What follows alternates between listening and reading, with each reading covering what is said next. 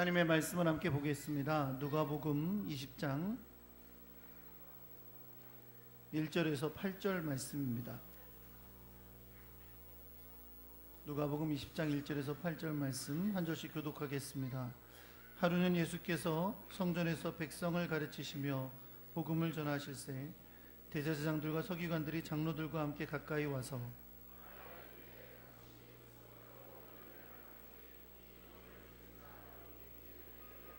대답하여 이르시되 나도 한 말을 너희에게 물으리니 내게 말하라. 그들이 서로 의논하여 이르되 만일 하늘로부터라 하면 어찌하여 그를 믿지 아니하였느냐 할 것이요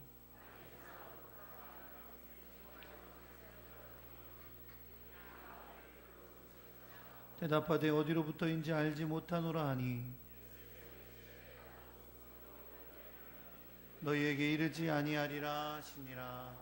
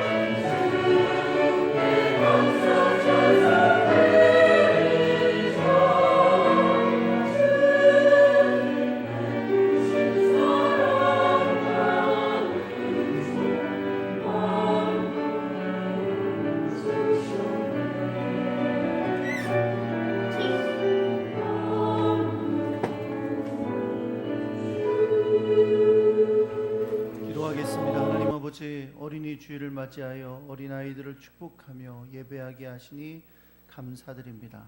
마음 다해 예물을 드려 주 앞에 영광 돌린 귀한 손길들을 기억하셔서 저들의 손길이 복되게 하시고 저들의 삶에 하나님이 주시는 놀라운 은혜와 평강과 축복이 함께하게 하여 주옵소서. 예물을 주님 앞에 드린 손길들을 통하여 주님 이 예물이 하나님의 영광을 위해 쓰여지게 하시고 주의 뜻을 이루게 하여 주시옵소서. 말씀 가운데 역사해 주시고 우리에게 주께서 주시는 귀한 음성 듣는 시간 되게 하여 주옵소서. 우리 주 예수 그리스도의 이름으로 기도합니다. 아멘. 할렐루야. 옆에 계신 분들하고 인사하겠습니다. 잘 오셨습니다. 사랑합니다.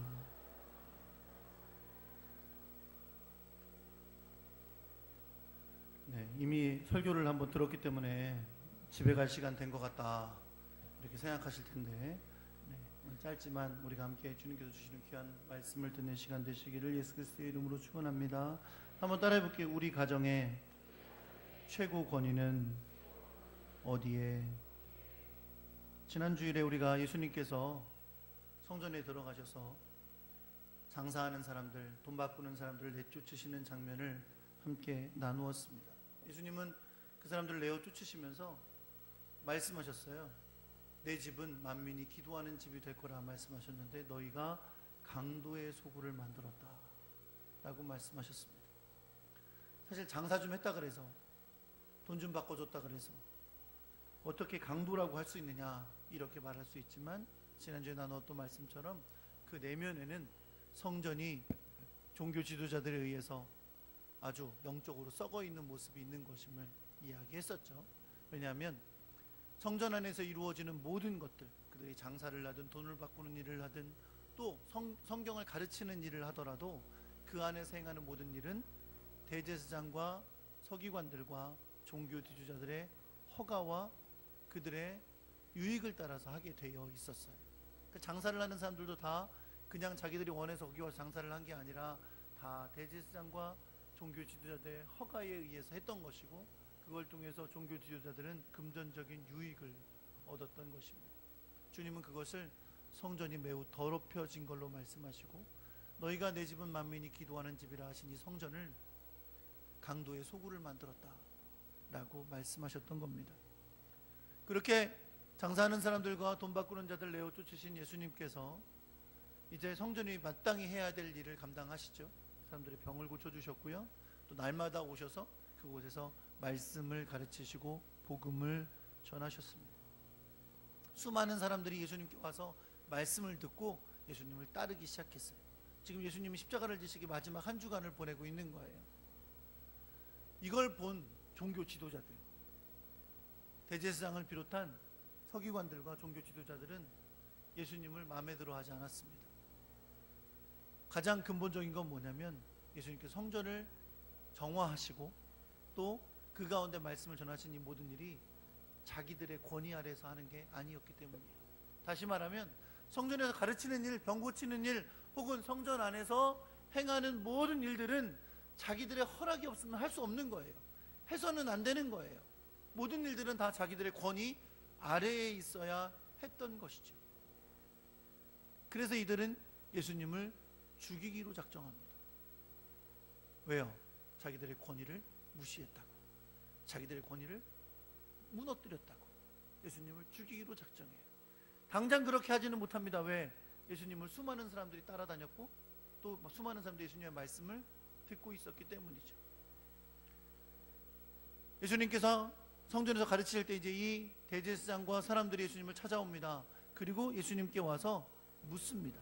뭐에 대해서? 예수님의 행하시는 모든 일의 권위에 대해서 묻습니다. 이렇게 묻죠. 당신이 무슨 권위로 이런 일을 하는지, 이 권위를 준 이가 누구인지 우리에게 말하라. 여러분, 질문처럼 보이지만 사실 이 말에는 이미 함정이 들어있어요. 왜요? 당신이 무슨 권위로 이런 일을 하는지 예수님 뭐라고 그러시겠어요? 그들이 짐작하기에 하나님이 주셨다고 하겠죠. 왜? 자기들이 준 적은 없으니까, 자기들이 그런 권위를 준 적은 없으니까 하나님이 주셨다고 할 거라고 생각하죠. 그렇죠?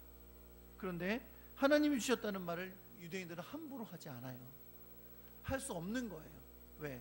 대제사장이 아닌 이상, 선지자가 아닌 이상 하나님이 주셨다 이런 말을 함부로 할 수 없는 거죠. 그래서 그거를 책잡아서 예수님을 신성모독으로 죽일 수 있는 방법이 있었던 거죠. 그들이 허락해 주지 않은 일, 그들의 권위에 아래 복종하지 않는 일은 전혀 허락할 수 없다고 믿던 사람들이 그렇게 예수님에게 물었던 거예요. 당신이 무슨 권위로 이런 일을 하는가? 누가 이 권위를 너희에게 주었는가? 라고 물었던 겁니다. 그때 예수님께서 그들의 질문에 대답하지 않으시고 역으로 물으세요. 뭐라고 물으시냐면 한번 따라해 볼게요. 요한의 세례가 하늘로부터냐 사람으로부터냐? 생뚱맞은 질문처럼 생각할 수 있어요. 예수님께 무슨 권위로 이렇게 하느냐고 물었는데 예수님은 갑자기 왜 세례 요한 타령입니까? 이렇게 말할 수 있어요. 그런데 가만히 그 내용을 들여다보면 이 질문은 매우 날카롭고 중요한 질문입니다. 왜냐하면 이 당시의 사람들은 세례 요한은 하나님이 보내신 선지자라는 것을 확고하게 믿고 있었어요. 의심하는 사람들이 없었다는 거죠.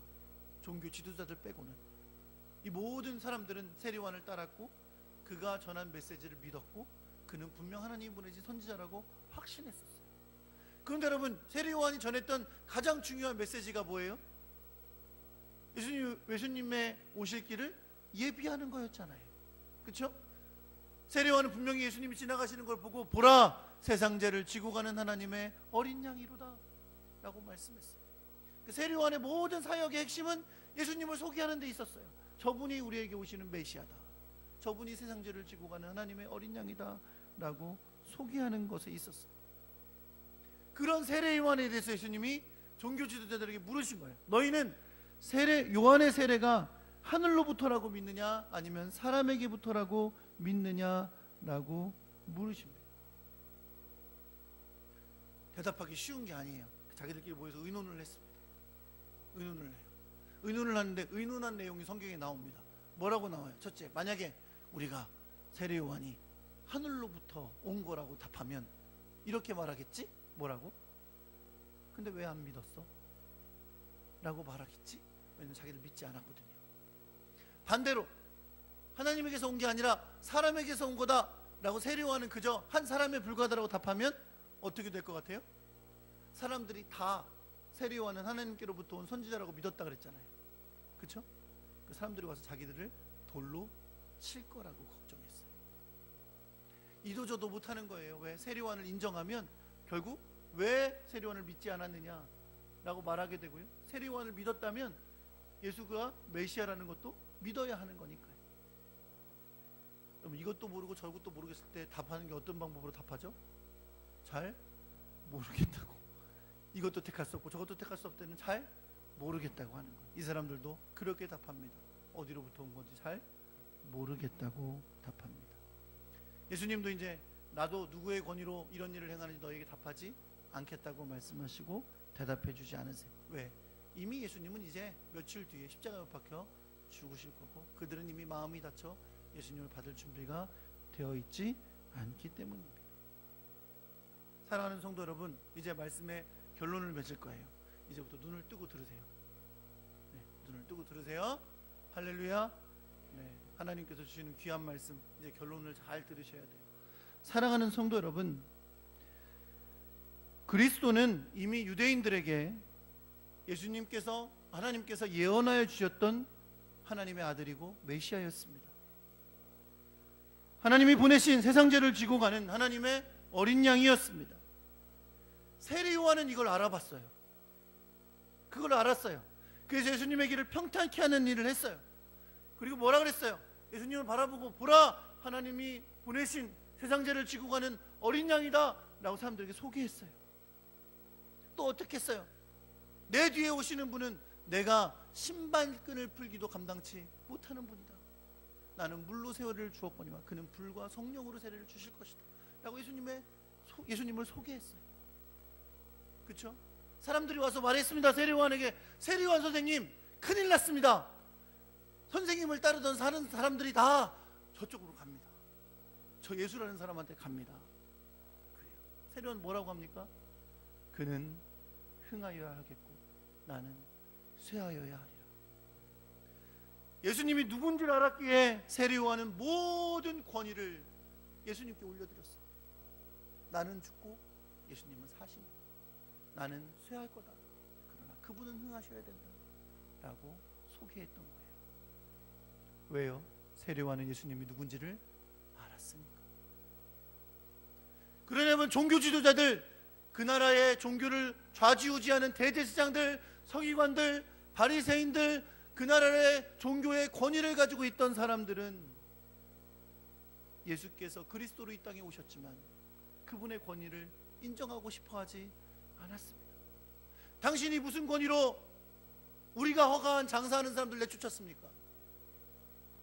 당신은 무슨 권위로 성전에서 가르칩니까? 랍비가 되려면 우리한테 허가를 받아야 되는데 왜 허가도 없이 가르칩니까? 라고 말하고 시기하고 질투하고 결국 예수님을 죽이기까지 했던 것이 그들의 삶의 모습이었습니다. 만약 그들이 가졌던 종교적인 권위를 예수 그리스도 앞에 내려놓고 그분의 말씀을 듣고 그분이 가져오시는 하나님의 나라에 들어가고자 했다면 그들은 하나님의 나라를 체험하게 됐을 겁니다. 그리고 예수를 죽이는 죄를 범하지도 않았을 것입니다. 그러나 그들은 자신들의 권위를 예수님 위에 두고 싶어 하다가 자신들의 권위를 예수님 밑에 내려놓지 못하다가 악하고 죄악된 길을 걸어가게 됐던 것을 우리는 성경을 통해 보고 있습니다. 사랑하는 성도 여러분, 우리를 대신해 십자가에서 피 흘리고 죽으신 주님, 그리고 죽은 자 가운데서 3일 만에 부활하신 예수 그리스도는 우리의 주님이신 것을 믿으시기 바랍니다. 우리의 주님이십니다. 우리를 핏값을 주고 사신 우리의 주인이십니다. 그리고 그분은 우리에게 가져오신 하나님 나라의 왕이십니다. 만약 우리가 정말 예수 그리스도를 구주를 믿고 하나님의 자녀가 되었고 하나님 나라의 백성이 되었다면 여러분과 저는 예수 그리스도의 권위에 복종하는 사람이 되어야 될 줄 믿으시기 바랍니다. 우리가 예수 믿고 진정으로 구원받은 사람이라면 우리에게 있어서 예수 그리스도보다 더 높은 권위는 없습니다. 가정의 달입니다, 여러분. 무슨 질문을 하면서 가정의 달을 시작할까요? 이렇게 생각했어요. 우리 가정의 최고의 권위는 누구인가? 당연히 아버지지. 맞습니까? 아니죠. 아버지가 이제 60 넘으면 모든 권위가 엄마한테 넘어가는 거 아닌가? 네? 아닌가요? 어쨌든 우리 집의 최고 권위는 나지. 우리 집의 최고 권위는 나지. 내 마음대로 하는 거지 뭐. 사랑하는 성도 여러분, 여러분의 가정의 최고의 권위가 예수 그리스도가 되시기를 우리 주 예수 그리스도의 이름으로 축원합니다. 우리 가정이 정말 하나님의 나라의 백성이 되고 하나님이 기뻐하시는 가정이 되는 것은 내가 교회 왔다 갔다 한다고 교회에서 직분 받았다고 되는 게 아니라 우리 가정의 가장 큰 권위가 우리의 왕 되신 예수 그리스도, 우리를 핏값으로 사신 예수 그리스도, 하나님 나라의 왕이 되시는 예수 그리스도가 우리의 왕이 되셔야 되는 겁니다. 나의 유익과 생존이라는 이름으로 예수 그리스도를 우리의 권위 밑에 두어서는 안 됩니다. 세상이 다 그렇게 한다고 예수 그리스도의 권위를 내 목적과 내 뜻의 밑에 두어서는 안 됩니다. 우리 가정의 가장 큰 권위는 예수 그리스도가 되어야 될 뜻을 믿으시기 바랍니다. 여러분, 가장 큰 권위가 있다는 건 무슨 뜻입니까? 가장 권위에 있는 것을, 그분의 뜻을 따른다는 뜻이에요. 그렇죠? 아버지가 가장의 큰 어른이에요. 최고 권위를 가지셨어요. 그럼 야, 오늘 저녁에 고기 구워 먹자. 그럼 고기 구워 먹는 거지. 아니, 권위가 엄마가 있으면 엄마가 오늘은 아니다, 김치찌개 먹자. 그럼 김치찌개 먹는 거예요. 최고의 권위가 누구에 있느냐에 따라 원하는 대로 하는 게 가정이에요. 사랑하는 성도 여러분, 최고의 권위가 예수 그리스도시라면 우리의 가정의 모든 선택의 우선권은 하나님의 뜻에 있는 것인 줄 믿으시기 바랍니다. 내가 주장하는 게 아니에요. 내 성격이 안 맞는다고, 내가 원하지 않는다고, 나랑 안 맞는다고, 나랑 안 맞는다고 말하는 건 이미 내가 주인 되어 있는 거예요. 내 권위가 주님보다 높은 거예요. 아니라고, 돈 때문에 안 된다고 주장하고 있다면 우리 가정의 최고의 권위는 돈이라는 놈이 가지고 있는 거예요. 아니라고, 시간을 그렇게 쓰면 안 된다고, 내 마음대로 써야 된다고 라고 생각한다면 시간이라는 놈이 주님보다 더 높은 권위에 우리의 가정 가운데 있는 거예요. 사랑하는 성도 여러분, 예수 그리스도, 영원히 찬양받으실 그분, 영원 영광 받으실 그분이 우리 가정의 최고의 권위가 될 수 있기를 우리 주 예수 그리스도의 이름으로 축원합니다. 예수 그리스도가 우리 가정의 가장 큰 권위로 인정된다면 주님을 예배하는 것, 주님의 나라를 위해 헌신하는 것, 그리고 주님의 영광을 사는 것이 우리 가정에 가장 귀중하고 큰 가치가 있는 것이 되는 것인 줄 여러분 믿으시기 바랍니다. 그러할 때 여러분 가정이 행복한 거예요. 가정이 주님의 뜻에 따라 걸어갈 때 아름답고 귀한 거예요. 내 욕심이 우선이니까, 내 주장하는 게 우선이니까 가정이 행복하지 못한 거죠. 우리 가정에 최고의 권위를 주님께 두시면 우리 모두가 주님의 말씀에 따라 살게 됩니다. 주님의 말씀 뭐라고 가르쳐요? 내 부모를 공경하라고, 남편을 사랑하라고, 공경하라고, 아내를 사랑하라고 그렇게 가르칩니다. 주님의 말씀의 권위를, 주님의 나라의 권위를 여러분의 가정에 가장 귀한 권위로 세우는 그런 가정의 달이 되시기를 우리 주 예수 그리스도의 이름으로 축원합니다. 주님이 여러분의 주인이 되어 주실 때에 크고 놀랍고 아름다운 역사를 통하여 크고 행복한 아름다운 가정으로 세워가게 역사하여 주실 줄 믿습니다.